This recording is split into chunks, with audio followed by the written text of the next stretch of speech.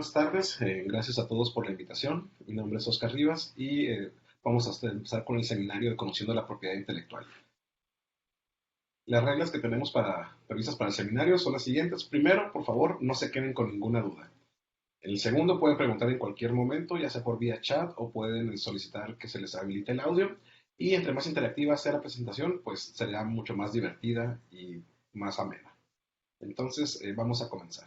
El temario que tenemos previsto para el día de hoy es primero la introducción a la propiedad intelectual, lo que es propiedad industrial, derecho de autor, derecho de obtentor, ejemplos de propiedad intelectual, mitos de propiedad intelectual y terminaremos viendo cómo están los números de la división de física aplicada en lo que es la cuestión de patentes. ¿Cuáles son los objetivos de este curso? Bueno, primer objetivo es dar a conocer los temas y conceptos principales de la propiedad intelectual y su importancia para la generación de valor.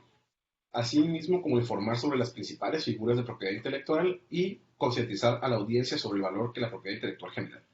La gran pregunta es, ¿cómo me puede beneficiar la propiedad intelectual? Y bueno, una de las respuestas es dando herramientas a la audiencia para obtener beneficios de sus productos de propiedad intelectual que actualmente ya generan, pero muchas veces no nos damos cuenta. Ahora bien, ¿qué es la propiedad intelectual? La Organización Mundial de la Propiedad Intelectual define a la API como que la propiedad intelectual se relaciona con las creaciones de la mente, invenciones, obras literarias y artísticas, así como los símbolos, nombres e imágenes utilizados en el comercio. Generalmente, cuando decimos propiedad intelectual, lo que primero que se nos viene a la mente es una patente.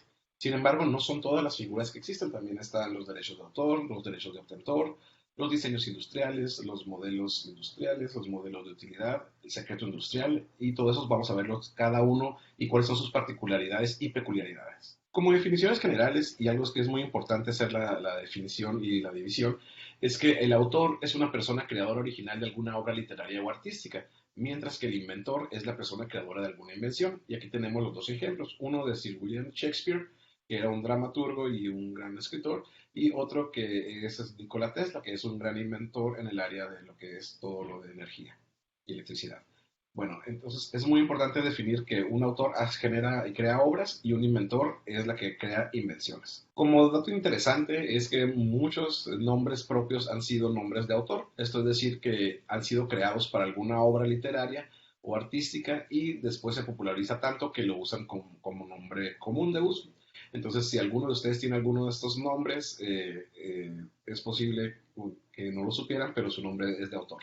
Por ejemplo, Olivia lo hizo William Shakespeare para La Noche de Reyes, Jessica también de William Shakespeare para El Mercader de Venecia, Vanessa de Jonathan Swift para Los Viajes de Gulliver, Wendy de J. M. Barrie de Peter Pan y Arya, que es el de los más nuevos, de George R. R. Martin de Game of Thrones, que se popularizó mucho, no solo con los libros, sino con la serie de HBO. Entonces, en los últimos años nacieron muchas niñas que se les puso Arya en nombre del personaje de Game of Thrones. Entonces, esos son nombres de autor. Si ustedes los tienen, alguno de esos nombres, pues felicidades. Ahora bien, ¿qué es una invención? La OMPI define a toda la creación humana, ojo, humana. No se vale que sean inventores personas morales o personas que no sean una persona humana física. Los animales tampoco tienen derecho de ser inventores, ni tampoco lo que es la inteligencia artificial.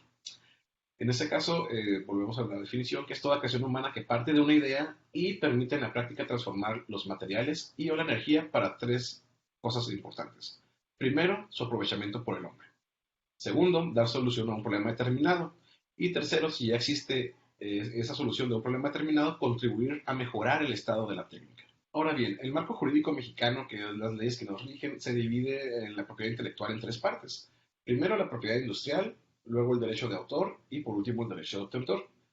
Quien rige la propiedad industrial es el Instituto Mexicano de la Propiedad Industrial, conocido como el INPI, mientras que para el derecho de autor es el Instituto Nacional de Derecho de Autor o INDAUTOR, y para el derecho de obtentor es el SNICS, que es el Servicio Nacional de Inspección y Certificación de Semillas. Y como podemos ver, estas son las leyes que rigen a cada uno de estos institutos. La ley de propiedad industrial es para el INPI, la ley federal de derecho de autor es para el INDAUTOR y en el caso del SNICS tiene dos, la ley de variedades vegetales y la ley federal de producción, certificación y comercio de semillas. Y ahí pueden ver qué es lo que se puede, las principales figuras de lo que se puede proteger de propiedad intelectual en cada uno de estos institutos. Ahora bien, entraremos con lo que son la propiedad industrial y sobre todo con las invenciones, que es lo más conocido de la propiedad intelectual, porque por lo general siempre queremos patentar algo o escuchamos que eso está patentado o voy a patentar esto o voy a patentar aquello. Bueno, no todo se puede patentar. Vamos a ver qué es considerado como una invención para que pueda ser patentable. La definición de invención es toda creación humana, y volvemos a lo mismo, tiene que ser una persona humana y viva, que permite transformar la materia o la energía existente en la naturaleza para el aprovechamiento para el hombre y satisfacer sus necesidades concretas. Ahora bien, nuestra legislación no considera invenciones a lo siguiente: los principios teóricos y científicos, los descubrimientos que se den a conocer algo que ya existía en la naturaleza, los esquemas, planes, reglas y métodos para realizar actos mentales, juegos o negocios y métodos matemáticos. Eso no se considera invención. De la misma manera, nuestra legislación no considera invenciones a los programas de cómputo, es decir, todo lo que es software y base de datos va por derecho de autor, no por patente. Formas de presentación de la información, creaciones estéticas, obras literarias o artísticas, métodos de tratamiento quirúrgico, terapéutico o de diagnóstico aplicables al cuerpo humano y relativos a animales. Tampoco la juxtaposición de varias invenciones conocidas, ya sean variación de uso, forma o materiales, salvo que den un resultado industrial o uso no obvio para un técnico experto en la materia. Ahora bien, las principales figuras jurídicas para protección de invenciones son las que vemos en pantalla. La más conocida es la patente, pero no son las únicas. También tenemos los diseños industriales, el modelo de utilidad, el secreto industrial y el trazado de circuitos, que si bien el trazado de circuitos ya se ha dejado un poco en desuso debido a que la tecnología avanza muy rápido. Para que se den una idea, un título de certificado de trazado de circuitos tarda aproximadamente de 2 a 3 años en que te lo den. Y al día de hoy, pues ya después de 6 meses que sacas un circuito, pues ya hay una nueva actualización o ya hay una nueva manera de hacerlo. Entonces la tecnología avanza tan rápido que hoy en día ya está casi en desuso el trazado de circuitos, pero se sigue manteniendo en la ley. Ahora, para entrar con las patentes tendremos que hablar un poquito de su historia para que entiendan de dónde fue naciendo toda esta necesidad de protección y de reconocer y de respetar la protección de un tercero. Y bueno, nos vamos a ver la definición de la patente, que es: el término patente deriva del latín patent patentis, que significa estar abierto o ser accesible, y de la expresión letras patentes, que eran decretos reales que garantizaban los derechos exclusivos a determinados individuos en los negocios. Entonces, viendo la historia de la humanidad, lo primero que encontramos alrededor de las patentes es que en el siglo III, Ateneo de Naucratis documenta que en la ciudad griega de Síbaris se concedía un año de derechos exclusivos de explotación a los creadores de platos culinarios únicos y a los inventores de cualquier nuevo lujo o refinamiento. También para el siglo III, la patente de corso, de latín cursos o carrera, era un documento entregado por los monarcas por el cual el propietario de un navío tenía permiso de la autoridad para atacar barcos y poblaciones y naciones enemigas. Un ejemplo para los fans de Piratas del Caribe, como podemos ver aquí en la pantalla, el capitán Barbosa inició al de aquí a la izquierda como un pirata, y fue hasta la cuarta película, si no me recuerdo, que ya se hizo un corsario. Un corsario básicamente era un pirata con una patente de corso, es decir, con una ruta que el rey le daba para que ellos fueran los como mercenarios de la corona y podían atacar y saquear a los barcos de otras naciones o de otros reinos que pasaran ilegalmente por esa ruta. El único truco era que tenían que darle un porcentaje de las ganancias, por así decirlo, de los atracos a la corona, y de esa manera mantenían pues pagándole un tributo a la corona, y seguía creciendo este tipo de actividades. Ahora, para 1421 en la República de Florencia se da la primera patente documentada con un privilegio de invención al arquitecto florentino Filippo de Brunelleschi. Esta patente era de una barcaza con mecanismo de elevación para transportar mármol a los ríos del río Arno. Y algo muy importante de esto es que le concedía la exclusividad y derecho a quemar cualquier nave parecida por un periodo de 3 años. Y esta práctica se sigue haciendo el día de hoy cuando van Limpio o el Indautor, por ejemplo, a Tepito o a algunos lugares de comercio donde se encuentran productos apócrifos, es decir, productos de imitación pirata que no son originales. Lo que hacen es que los destruyen. Antes los quemaban, pero ahora por impacto ambiental, pues les pasan aplanadora o trituradora o algo, pero destruyen las obras piratas. Y esto tiene precedente desde 1421 gracias a la República de Florencia. Pasando un poco más adelante, para 1449, en Inglaterra se da la primera patente inglesa conocida y fue concedida por el rey Enrique VI al vidriero John de Utiman por un proceso para tintar el cristal usado por los vidrieros venecianos que no se conocía en Inglaterra ni fuera de Venecia. A cambio de los derechos de explotación que disfrutó durante 20 años, eso fue lo que él negoció el rey con John de Utiman, le dijo, te voy a dar yo la facilidad y el monopolio por 20 años. Solamente tú y nadie más que tú va a venderle a toda Inglaterra estos vitrales. Pero el único truco o el catch es que vas a tener que enseñarle a todo este proceso a aprendices ingleses, de tal manera que al pasar los 20 años, los aprendices ingleses pues ya eran maestros vidrieros. Y así fue como se hizo este precedente de que si al día de hoy tú solicitas una patente, tienes que decir exactamente todos los pasos para que se pueda replicar de esta manera. Cuando pasen los 20 años ya pasa a ser conocimiento universal y cualquiera puede utilizar tu patente sin tener que pagar. Todo esto se fue convergiendo hasta que llegó el 20 de marzo de 1883 el Convenio de París para la Protección de la Propiedad Industrial. Este acuerdo fue el primer acuerdo internacional y el primer paso importante para ayudar a los creadores a proteger sus obras intelectuales en otros países y que se respetaran. En ese tiempo, pues Europa tenía muchos países pequeños, muchos reinos que era muy fácil, en 100 kilómetros ya estabas en otro país. Entonces, no necesariamente se respetaban los derechos de los inventores pasando las líneas de esos países. Entonces, este fue la primera piedra, perdón, la cornerstone que empezó a generar toda esta normativa y cultura de la propiedad industrial. Posteriormente llegó el convenio de Berna para las patentes, pero todo nació realmente con el convenio de París de 1883. Ahora bien, ya entrando al tema, ¿qué es una patente? Una patente es un derecho exclusivo concedido a una invención, es decir, un producto o procedimiento que aporta en general una nueva manera de hacer algo o una nueva solución técnica a un problema. Para que sea patentable, la invención debe satisfacer determinados requisitos que vamos a ver más adelante. Y aquí a la derecha tenemos un título de patente de CISESE que se nos otorgó el año pasado, que es un método de generación de vectores de inmunización para acelerar la respuesta inmune del doctor Alexei Guisset. Eh, esta semana nos acaban de otorgar otra patente de física aplicada, pero todavía no tenemos el título, así que estamos tramitando el título, pero seguimos teniendo patentes tituladas.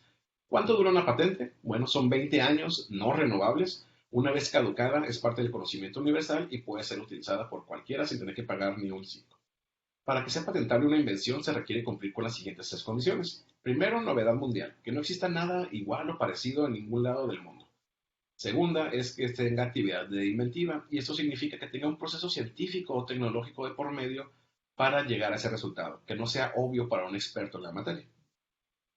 El otro es explotación industrial y eso significa que puedas hacer el proceso a nivel de maquila, por así decirlo. Que cada vez tú que le des la misma entrada a ese proceso te dé la misma salida, así como para replicarlo como si fuera una maquila y estar produciendo. Eso es la explotación industrial. Ahora, ejemplos de patentes.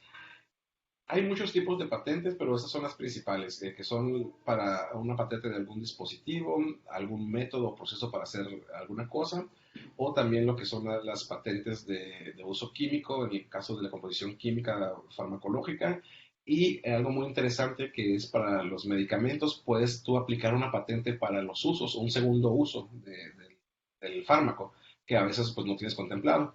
Los ejemplos que tenemos aquí es primero el Walkman de Sony, que en su tiempo fue un boom, además de ser el primer dispositivo que vendió más de 1 millón de unidades. Esto pues fue un hito impresionante para cualquiera del área de electrónica porque nunca se había vendido tanto un solo dispositivo. Y obviamente pues la Sony patentó toda esa tecnología y fue la que le permitió hacerse del número uno en el mercado de los consumidores.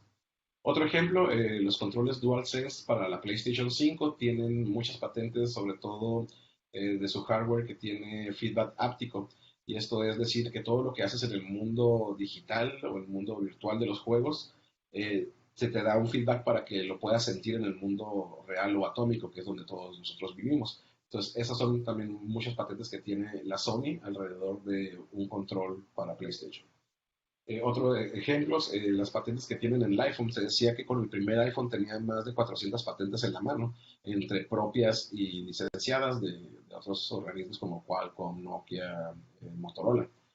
También para los fans de Volver al Futuro, bueno, ya no sé si les tocó o si están muy chavitos, pero en la segunda película de Volver al Futuro, cuando iban al futuro del 2015, salían unos tenis Nike que tenían luces y que se autoamarraban.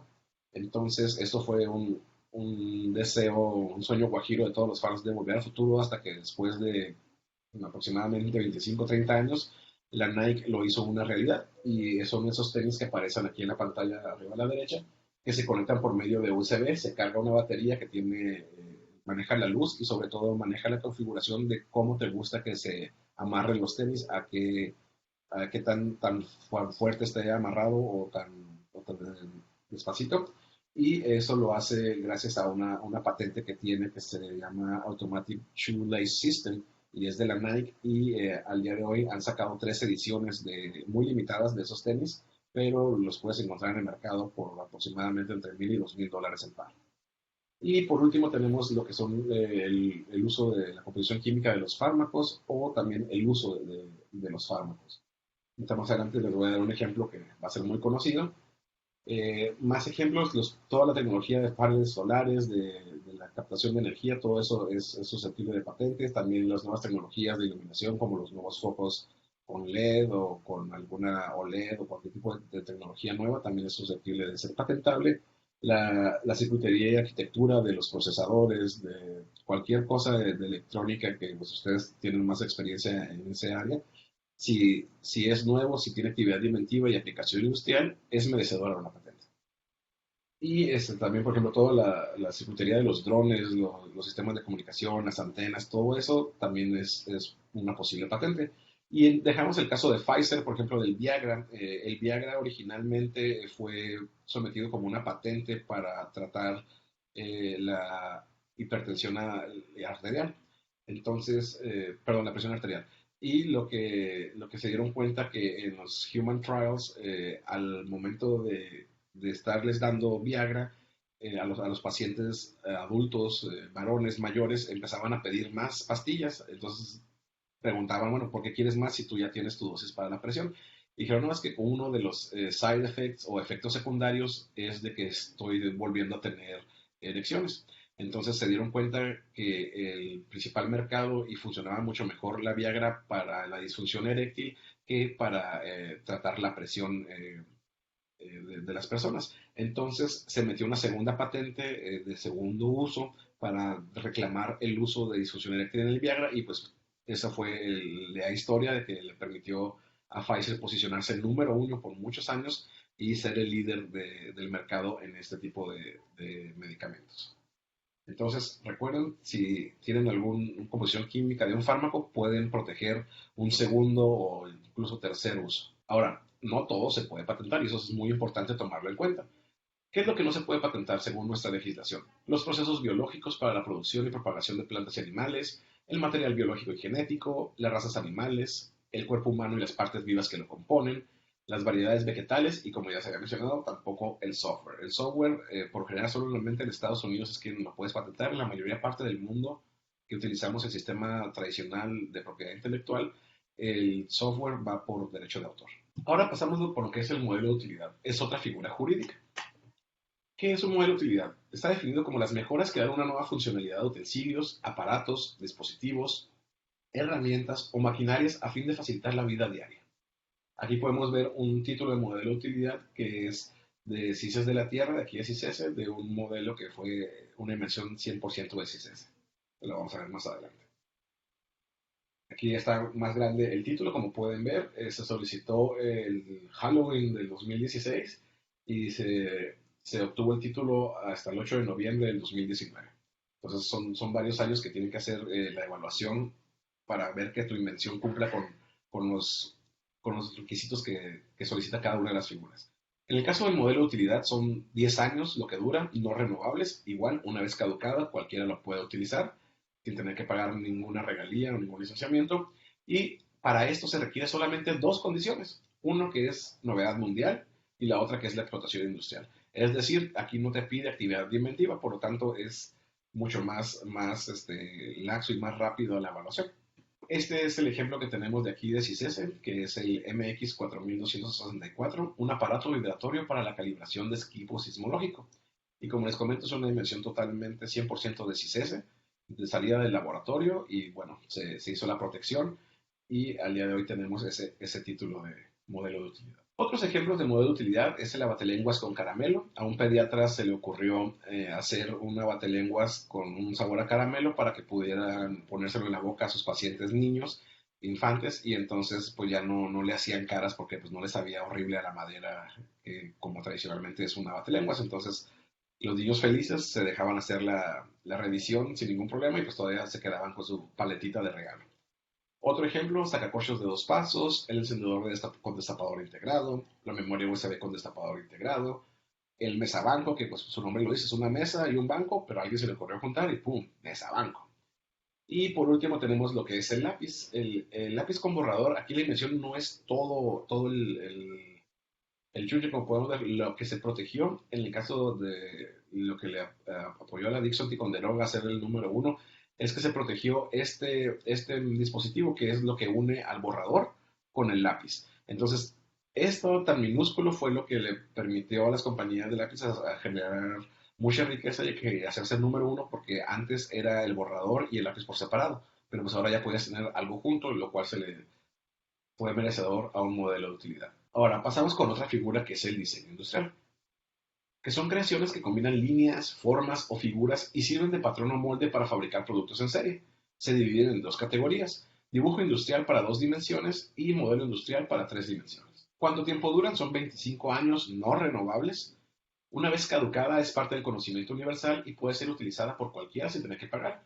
Para esto se requieren cuatro condiciones, que bueno, novedad mundial y explotación industrial, ya las conocemos, pero ahora te piden grado significativo y una creación independiente. Grado significativo es que no sea parecida con grado de confusión a ninguna obra ya existente. Y la creación independiente es que no sea una obra derivada de alguien más, sino que sea una creación totalmente y 100% original. Entonces se dividen en dibujo industrial para las dos dimensiones, que son toda combinación de figuras, líneas o colores que incorporan a un producto industrial con fines de ornamentación y que den un aspecto peculiar y propio. Algo muy importante es que en los diseños industriales lo que nos cuenta es la ornamentación, es decir, la forma, cómo se ve. No nos importan ni los materiales ni las dimensiones, solo nos importa lo ornamental. Ejemplos de dibujo industrial, tenemos aquí arriba a la izquierda en lo que es un diseño de un vestido mósimo. Este diseño está protegido como un dibujo industrial. También en el caso de las mermeladas Smuckers, su tapadera, bueno, yo mucho tiempo creí que era una cuadrícula perfecta, pero no.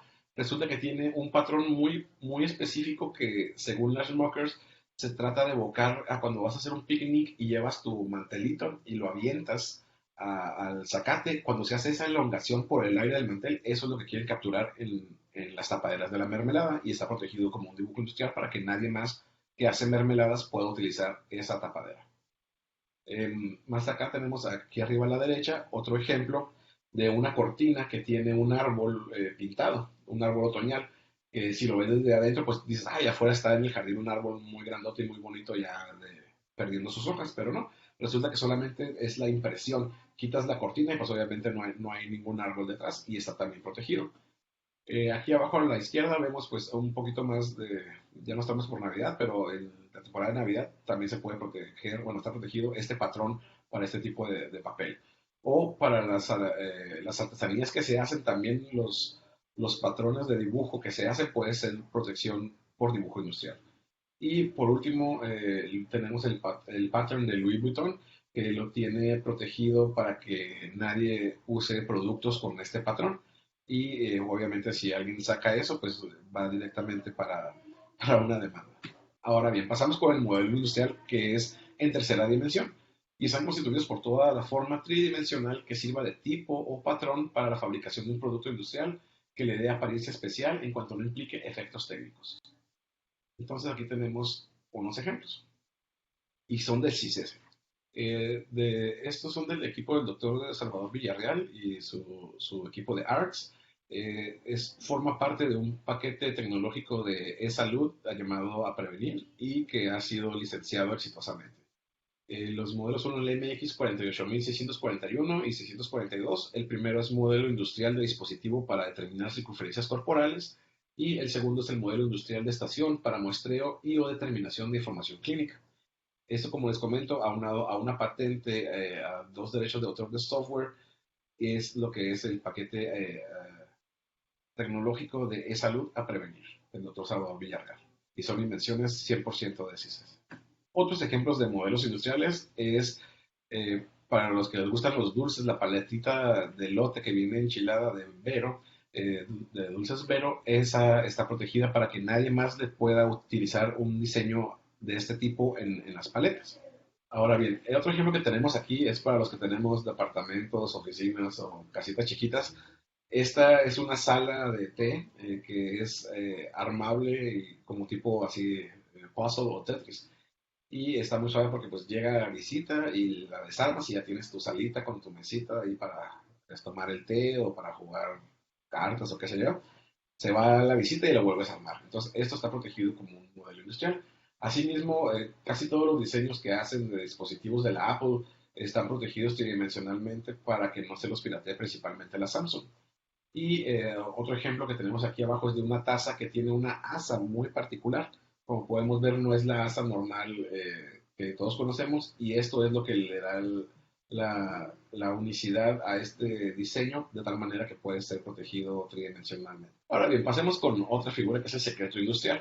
Y eso es toda información de aplicación industrial que guarda una persona física o moral con carácter confidencial que le significa obtener una ventaja competitiva o económica y respecto de la cual haya adoptado los medios o sistemas suficientes para preservar su confidencialidad y el acceso restringido a la misma. Bueno, ¿qué quiere decir todo esto? Quiere decir que básicamente que toda la información que tú tengas confidencial que pueda hacer que le des un paso extra o que pongas enfrente de tus competidores puede ser un secreto industrial, siempre y cuando lo tengas documentado. La documentación puede ser tanto física como digital, pero debe de existir ese documento. Entonces, no sé si han escuchado el mito de que la Coca-Cola, de que solamente dos personas conocen la fórmula de la Coca-Cola. Uno la conoce del principio a la mitad y el otro de la mitad al final. Esas personas nunca se ven frente a frente, nunca están en la misma oficina, nunca viajan en el mismo avión, bla, bla, bla. Bueno, todo eso no es cierto. Es un mito de la Coca-Cola porque ellos tienen todas sus fórmulas documentadas en sus oficinas centrales. Entonces, para que exista un secreto industrial, debes de tener ese secreto documentado en algún lugar y con acceso restringido. Ejemplos de secretos industriales famosos, la fórmula de la salsa Tabasco, la fórmula de la salsa secreta del McDonald's, que la utilizan principalmente la Big Mac, la fórmula de la Coca-Cola, la receta secreta del Coronel Sanders del pollo Kentucky Fried Chicken, y también Google tiene un secreto industrial de cómo hace el ranking de sus páginas, de tal manera que cuando tú buscas algo en Google te va a aparecer mucho más fácil que en cualquier otro buscador, y eso fue lo que le permitió darle la torre a otros buscadores como Altavista, Lycos, Yahoo, Bing, cualquier web crawler, cualquiera que o sea, cualquiera los tomó Google gracias a ese algoritmo que es su secreto industrial. Y como dato curioso es que Ferrari también tiene un secreto industrial para cuando afinan sus autos. Entonces, cuando tú, si tienes un Ferrari, lo mandas al servicio a la escudería Ferrari, lo que hacen es que te lo afinan de una manera que solamente ellos saben cómo hacerlo. Si tú lo mandas a un taller afuera de Ferrari, no van a saber cómo afinar ese carro porque es un secreto industrial. Ok, ahora pasamos a otra parte de la propiedad industrial que son los signos distintivos, que es la parte más visual de la propiedad intelectual. Un estudio decía que en las ciudades de México pequeñas, como Ensenada, una persona tiene un contacto aproximadamente de entre 3.000 a 2.000 marcas al día, mientras que en una ciudad grande como la Ciudad de México, Monterrey, Guadalajara o pues ya yo creo que también Tijuana, el usuario promedio tiene un contacto entre las 7 y 8.000 marcas al día. Entonces es algo muy interesante que estamos tan acostumbrados de ver marcas de todos que a veces ni siquiera nos damos cuenta. Y bueno, ¿qué son los signos distintivos? Los signos distintivos permiten identificar en el mercado productos o servicios de la misma especie a través de nombres, imágenes, objetos, entre otros, con el fin de promover el desarrollo de las empresas y el mercado nacional e internacional. Estos se dividen en avisos comerciales, nombres comerciales, denominaciones de origen y marcas colectivas que son las que más conocemos. Ahora, ¿de dónde viene la historia de las marcas? Bueno, su origen se remonta a la antigüedad, cuando los artesanos reproducían sus firmas o marcas en sus productos utilitarios o artísticos. Es ahorita muy común que cualquier cuadro de cualquier pintor traiga su firma y eso dices, ah, ok, esa es su marca, es original.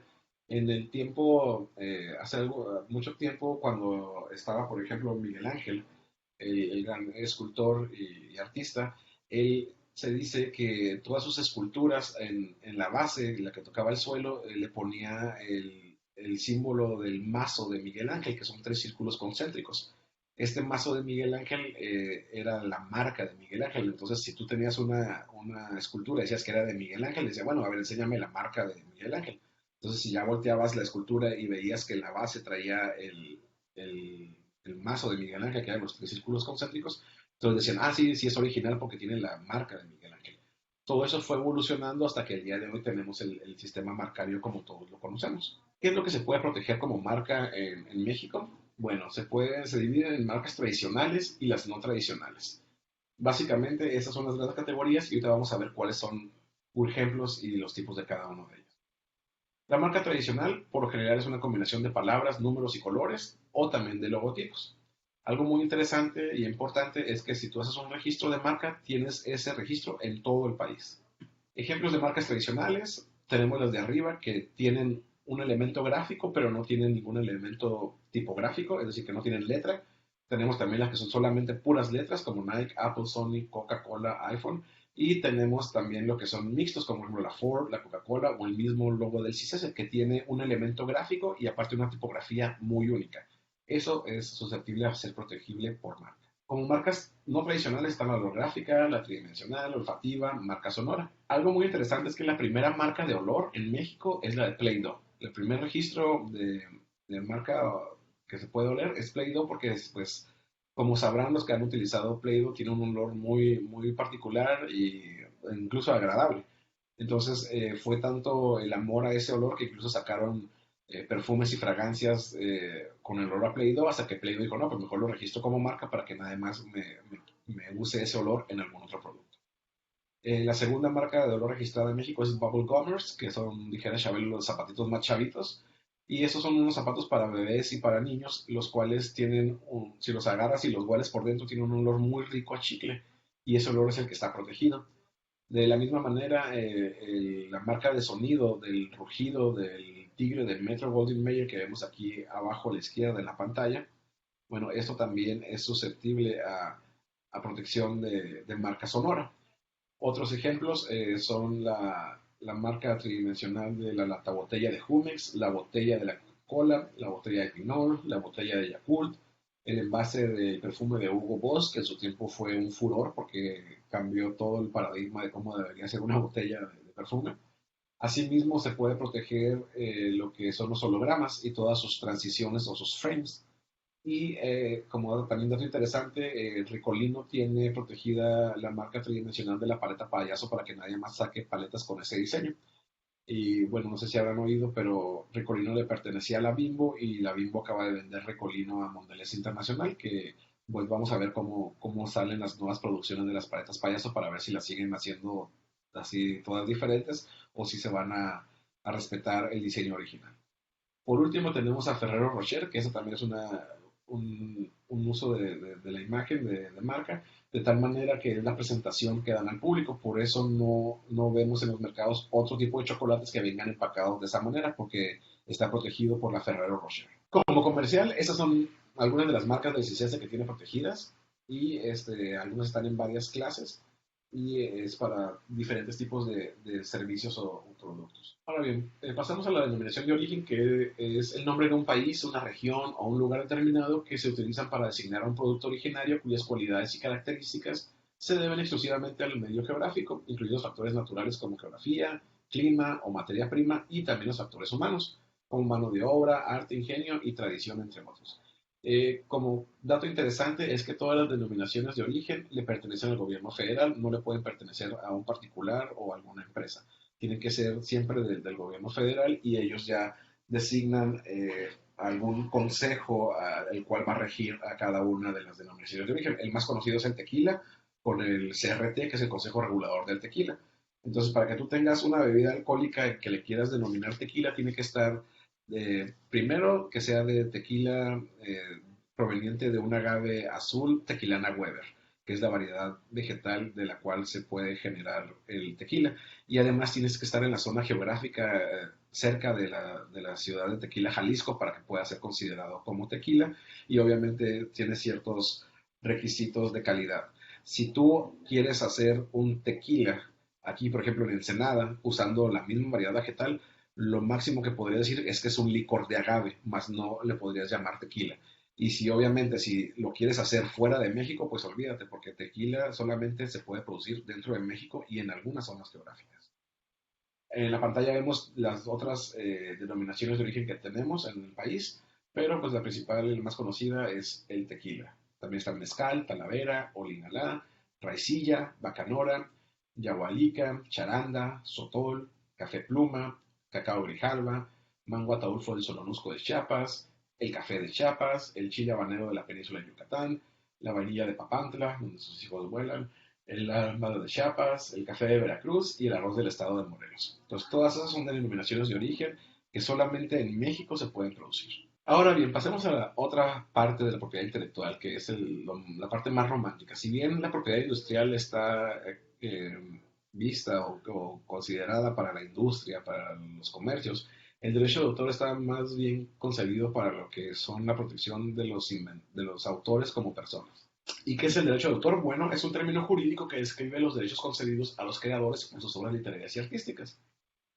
Es el reconocimiento que hace el Estado, y cuando digo Estado me refiero al país, a favor de todo creador de obras literarias y artísticas, en virtud del cual se otorga una protección. ¿Cuánto tiempo dura el derecho de autor? México es el país que más años da de protección, y esos son 100 años después de la muerte del autor, no renovables. Una vez que pasa este tiempo, ya cualquiera puede utilizar esa obra sin tener que pagarle ninguna licencia o regalía al autor. Y aquí a la derecha vemos un certificado de un software que tenemos registrado ante el INDAUTOR, que es del doctor Favela, Jesús Favela, para un programa que se llama Guardián COVID, que precisamente por toda la pandemia se generó este software para poder administrar todo el personal y cómo salen con sus pruebas de COVID. Ahora, ¿qué protege el derecho de autor? Como pueden ver, esos son los tipos de obras que al día de hoy están en la ley, pero algo muy interesante es que la misma ley dice que si tú generas una obra que sea nueva y que no cae en ninguna de esas categorías, por ley se te va a abrir una categoría nueva que albergue tu obra. Y tal es el caso, esta ley pues, es bastante vieja, pero se han hecho reformas, por ejemplo, para programas de cómputos, bases de datos que antes no existían y bueno, ya se fueron generando. También, por ejemplo, cuando salieron las presentaciones en Flash, PowerPoint, todo este contenido audiovisual, se agregó en el área cinematográfica y audiovisuales, de tal manera que, por ejemplo, esta presentación que estamos viendo la podemos proteger como un derecho de autor de una obra audiovisual. Y bueno, podemos ahí ver varios tipos de obras que son protegibles al día de hoy. También, bueno, el recuerdo del autor dice que podemos también proteger las obras fotográficas o las obras arquitectónicas, también son susceptibles de derecho de autor, para que nadie les esté pirateando sus diseños o sus fotografías. Registros de obra que tenemos en el CICESE, al día de hoy tenemos 69 registros de derecho de autor, entre programas de cómputo, bases de datos, de compilación y una que otra obra literaria. De los más conocidos, pues tenemos el RCC Resnum, que pues últimamente ha estado temblando mucho y fue muy grato para mí ver que varios noticieros, publicaciones de periodistas utilizaron esta aplicación de CICESE, que es gratuita, la pueden bajar en la Apple App Store o en la Google Play Store, y te da todas las particularidades de los sismos, de cuál fue su magnitud, dónde fueron el epicentro, y todo eso pues te ayuda a estar al día y al tanto de la situación sismológica de la región. Entonces, esta es una aplicación que está protegida, también el Guardián COVID que les comentaba.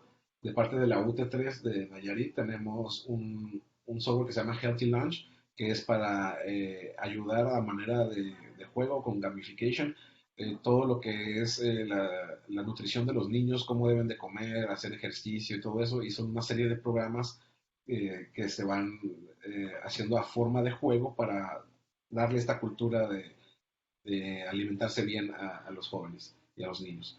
También tenemos bases de datos protegidas del SIGOM y, por ejemplo, de CANEC. También tenemos la aplicación de GeoRes protegida y está en la Apple App Store, que es para sacar las layers de un terreno. y pues están a su disposición. Ahora, algo muy importante que hay que definir es que siempre existe un derecho moral y un derecho patrimonial. El derecho moral es el derecho al autor, por ejemplo, a la paternidad de la obra, de ser reconocido como el autor, o la integridad de la obra, de que la obra no puede ser editada sin el permiso de su autor o tampoco puede ser modificada. Esto es, por ejemplo, para las tesis.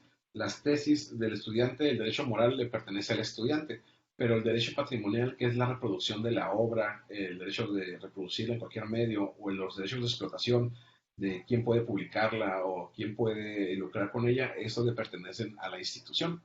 Entonces es algo muy importante que sepan que de las cosas que ustedes generan no necesariamente tienen el derecho patrimonial y eso significa que no tienen el derecho para andarla publicando, para andarla mandando o compartiendo o tampoco, sobre todo, para explotarla. Entonces es algo que deben de tomar en cuenta a quién le pertenecen los derechos morales y patrimoniales de todo el contenido que ustedes generan. Por último, tenemos lo que es el derecho de obtentor. El derecho de obtentor es un sistema sui generis muy nuevo, es la protección de nuevas variedades vegetales que han sido modificadas. La definición es un derecho consistente en el reconocimiento que el Estado hace, recuerden, el Estado es el país, a través del otorgamiento de un título de obtentor a favor de una persona física o moral y que mediante un proceso de mejoramiento haya obtenido y desarrollado una variedad vegetal de cualquier género, especie, la cual deberá ser nueva, distinta, estable y homogénea. Si tienes eso, ya puedes tú solicitar tu derecho de obtentor de variedad vegetal. ¿Qué es lo que te protege? Bueno, 18 años a especies perennes, pero especies perennes significa que da hoja o fruto todo el año y pueden ser forestales, frutícolas, vids, ornamentales y sus portainjertos. O 15 años para especies no comprendidas en la inciso anterior, es decir, especies que son no perennes, las cuales solamente dan por temporada fruta o que solo por temporada tienen las hojas. Como un ejemplo de derecho de obtentor, esta foto que sale a la derecha, yo la tomé en Walmart de aquí de la Macroplaza y es una sandía amarilla que realmente sabe muy rica, igual que la roja, pero pues es amarilla. Y ya después me metí a investigar y bueno, está la foto de la izquierda que está ya más bonita y tomada. Y es una sandía amarilla que la distribuye en mercados Walmart de México. Ellos tienen el trato con la persona el agricultor que modificó genéticamente el código de la sandía. Y lo que hizo es de que quitó el gen que expresa color rojo y lo cambió porque expresa un color amarillo. Entonces, de esa manera creó una nueva variedad vegetal y se protegió. Bueno, pasamos a los mitos y casos controversiales de la propiedad intelectual. Salió hace algún tiempo que un chino patentó la imagen de la Virgen de Guadalupe y la convirtió en marca. Bueno, pues ahí nomás leo el título y me duelen los ojos. Recordemos, una imagen no se puede patentar, solamente una invención se puede patentar y siempre y cuando cumpla con las tres particularidades. Si no es así, no puede ser protegido como una patente y pues muchas veces son más amarillismo en los periodistas porque no conocen bien el tema o porque nada más quieren tener un clickbait. Entonces es muy importante. Entonces solo México puede producir tequila. ¿Por qué? Porque no está dentro del área de tequila lo que es de África. Entonces volvemos a ver que es una nota amarillista porque realmente no conocen lo que es la propiedad intelectual. Otro ejemplo curioso y controversial fue que en China la empresa de alarmas electrónicas Jordan registró el logo del IMSS en China, pero lo curioso es que el dueño contrató a un despacho de diseño gráfico para que hicieran su logo, pero pues ahí sí no fue culpa de la empresa, sino del despacho gráfico que se pirateó el logo. Y ahora viene la pregunta, bueno, si está protegido el logo en China como marca registrada del IMSS, no es como que uno vaya a ir a China como derechohabiente del IMSS y diga, oye, atiéndame aquí en la empresa de Jordan, ¿no? Entonces, recordemos que la propiedad intelectual es territorial y sobre todo también las marcas. Si tú tienes la marca registrada en China, solamente en China la puedes hacer valer, no la puedes hacer valer aquí en México. Entonces, es algo muy importante para tomar en cuenta. Y la otra es de que en México no existe el logo del IMSS registrado como una marca. Un caso muy controversial fue el de hace algún tiempo de que dice, francesa patenta bordados oaxaqueños, indígenas ya no podrán hacer su ropa. Y bueno, pues eso es totalmente falacia, ¿no? Marca francesa quiso patentar bordados indígenas de Oaxaca. Lo otro, misma Cosmopolitan, que es una publicación de más de renombre. Los bordados oaxaqueños son patentados por una francesa. Pues no, señor, acuérdese que los diseños industriales no se pueden proteger como una patente. no son unas invenciones per se. La otra es de que lo único que tiene protección es sobre la prenda que vemos aquí en la derecha, donde tengo el mouse. Esta es la prenda que ella hizo y la hizo obviamente basándose en los bordados indígenas, fue su inspiración, pero la protección del diseño es solamente sobre esta prenda y no significa que esta le impida a los artesanos seguir haciendo sus telas y sus camisas o sus prendas como siempre lo han hecho. No, señor, esto simplemente fue un problema de medios y que escaló demasiado, pero realmente no se puede patentar ni puedes impedir a los artistas indígenas a que sigan haciendo sus productos. Lo único es de que no pueden hacer exactamente una copia de la camisa o la blusa que tiene aquí protegida esta francesa.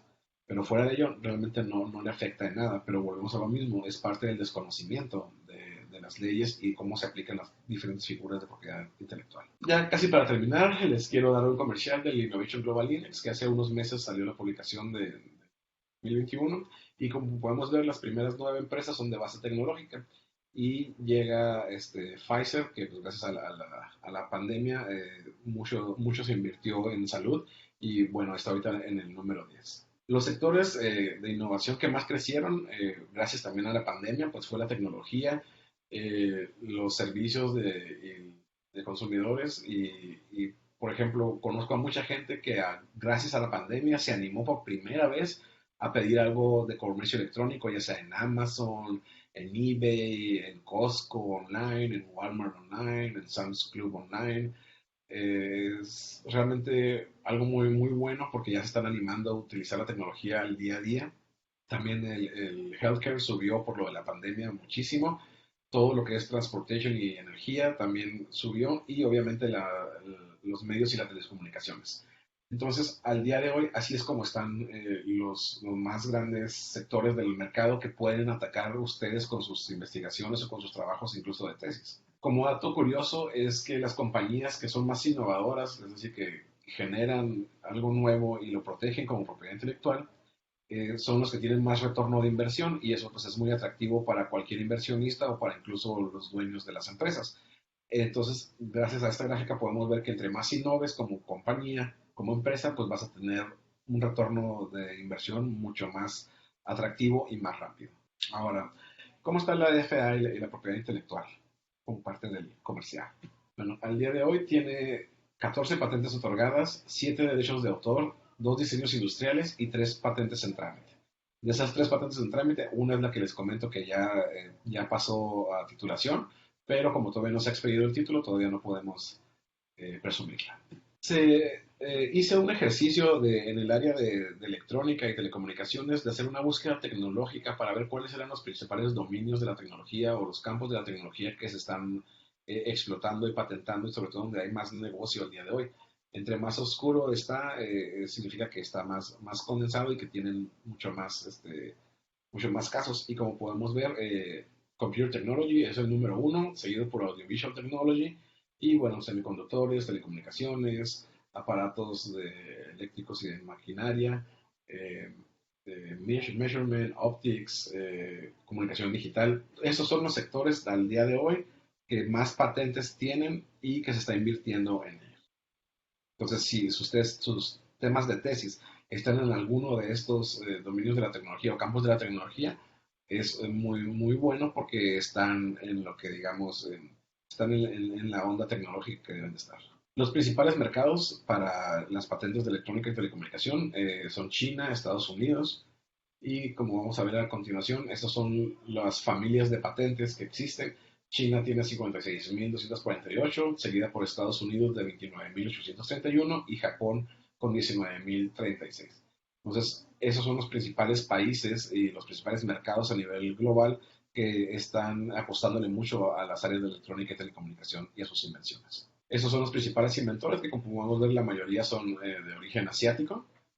Como le digo, China está repuntando en muchas áreas porque están teniendo una gran inversión y pues quieren ser potencia número 1 a nivel. Las principales compañías o titulares son las que podemos ver. Samsung Electronics es la número 1, seguido por Oppo Mobile Communications, Seiko, Epson, Lenovo, también aparece por ahí Kyocera, Panasonic, Sony, Canon, Huawei, Fujitsu, Casio, Toshiba, Apple, Samsung, Sharp, TDK, NIC, Fujifilm, Acer, Ricoh. Entonces hay muchas empresas que le están apostando al día de hoy a patentes e invenciones de electrónicas y telecomunicaciones.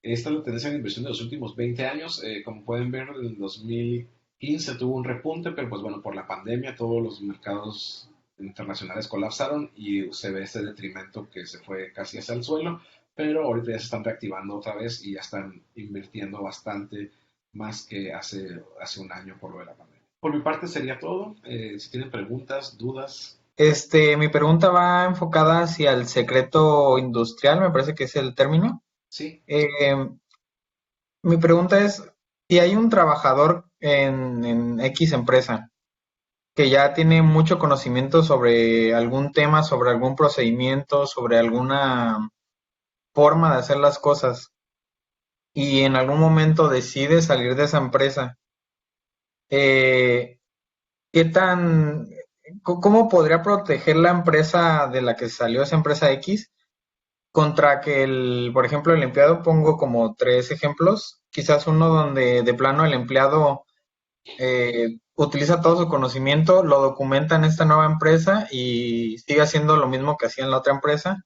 Luego otro donde utiliza este conocimiento para crear algo similar a lo que se hacía en la otra empresa, u otra donde no lo documente, pero siga, con ese conocimiento siga haciendo lo mismo que en la otra empresa.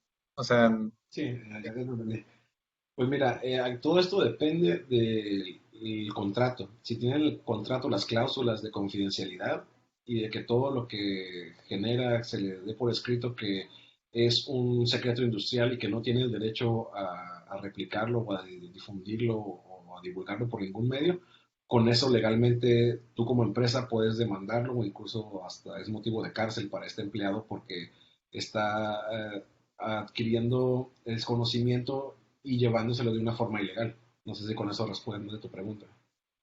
sí, sí, Ahora sí, bien, si no hay cláusula de propiedad intelectual y tú le diste ya todo el know-how y se va el empleado, pues no puedes ahí hacer nada porque tú nunca le dijiste, ¿sabes qué? Esto no se puede, esto es mío y esto es ilegal. Un ejemplo es bueno, es muy local, no sé si son de aquí, pero el Rey Sol es un restaurante que tiene muchos años y que tiene un área de pastelería. Esta área de pastelería hace pastelería francesa de alta calidad, entre ellos los eclairs y las monjitas, que son los pastelitos más conocidos. Hace algunos, ¿qué te gusta? 30 y tantos años, trabajaba con el chef en la cocina, una señora llamada Reina Vázquez, si no me recuerdo. Esta persona le dieron todo el know-how, trabajó por muchos años y al final, pues, se separó de la empresa y puso una panadería, pastelería que se llama La Reina y se llevó todas las recetas del Rey Sol. Entonces, ¿qué fue lo que tuvo que hacer el Rey Sol? Pues hacer nuevas recetas para darle un update y hacerlo totalmente diferente de una manera que no supiera cómo replicarlos la reina. Posteriormente a la pastelería de la reina, luego también empleados le copiaron la receta y pusieron otras pastelerías que se llaman La Reiné. Entonces, todo esto se dio porque nunca hubo un contrato o convenio de confidencialidad donde se le dijera que todo eso era parte de un secreto industrial o parte del know-how de la empresa del Reysol y que no era legal el llevarse esa información. Entonces, como nunca hubo nada al respecto, pues no se pudo proceder legalmente. Y ese es uno de los mitos de propiedad intelectual de Ensenada. muchas gracias. Sí, sí, me había percatado que inclusive entre la Reiné y creo que la Reina, el logo es muy, muy similar. Sí, ahora sí que es copia de la copia de una pirata. Entonces, hay que cuidarnos mucho, sobre todo cuando tenemos empleados que le damos información valiosa o colaboradores, de que sepan que esa información pues, le pertenece a la institución o a la empresa. Muchas gracias. Gracias a ti, Fernando. Bueno, yo sí tengo una duda con lo que acaba de comentar. Suponiendo que se hubiera hecho algo donde no se podría compartir las recetas o no podría hacerlas en otro lugar, para hacer considerada como válida y no tener repercusiones como tal, ¿qué tantas diferencias debe de haber para poder utilizar esa receta y mejorarla y poder usarla, ¿no? Pues básicamente es que no puedes utilizarla porque estás llegando a ese conocimiento gracias a la empresa. Si no trabajaras en esa empresa, no tendrías ni idea de cómo hacerlo. Entonces, aquí entra ya mucho lo que es la ética profesional y sobre todo, eh, si llegaran ya a un caso a la corte, el juez te podría decir, a ver, haz la receta y si se determina que la receta es parecida con grado de confusión a la original, entonces tú estarías cayendo en lo que es la piratería o en un acto ilegal de, de utilizar información privilegiada. Hay otra pregunta de Armando. Dice que los logos de Starbucks, aquí en Ensenada había un café con los colores similares y logos. ¿Eso es robo de Pay? Sí, de hecho, era un conocido mío, el café que estaba ahí en la plaza del cine, Plaza Marina, de aquí del Boulevard, y le llegó una carta de Starbucks que se llama Cease and Desist, donde le decía que estaba utilizando una marca, un logo muy parecido a Starbucks sin su consentimiento. Y sí, el Starbucks inició un proceso de tal manera que esta persona tuvo que cambiar totalmente el logo y los colores de su establecimiento porque estaba cayendo en lo que era un grado de confusión para el consumidor, porque si lo veías de lejos, pues dices, ah, es un Starbucks, pero pues no, no era un Starbucks. Tanto fue el problema y el descontento de Starbucks que a los meses vino y puso el Starbucks a pasos de donde estaba ese café. Entonces lo que tuvo que hacer esta persona es vender el café, cambiarle todos los logos y pues ya se deslindó de ese problema, pero sí se le había dicho que pues estaba cayendo en un problema ilegal porque estaba utilizando algo muy parecido de algo que ya es muy conocido y que está registrado por todos lados. A darle reconocimiento al maestro Oscar, voy a compartir pantalla. El Centro de Investigación Científica y de Educación Superior de Ensenada, Baja California, Departamento de Ciencias de la Computación, otorga la presente constancia al maestro Oscar Rivas Salas por su impartición del seminario Conociendo la Propiedad Intelectual, Innovar para un Futuro Mejor, presentado al Departamento de Ciencias de la Computación el día 5 de mayo del 2022. Está firmado por el doctor Gilberto López Mariscal, que es el coordinador del programa del posgrado en Ciencias de la Computación. Y pues muchas gracias por la charla, fue muy interesante.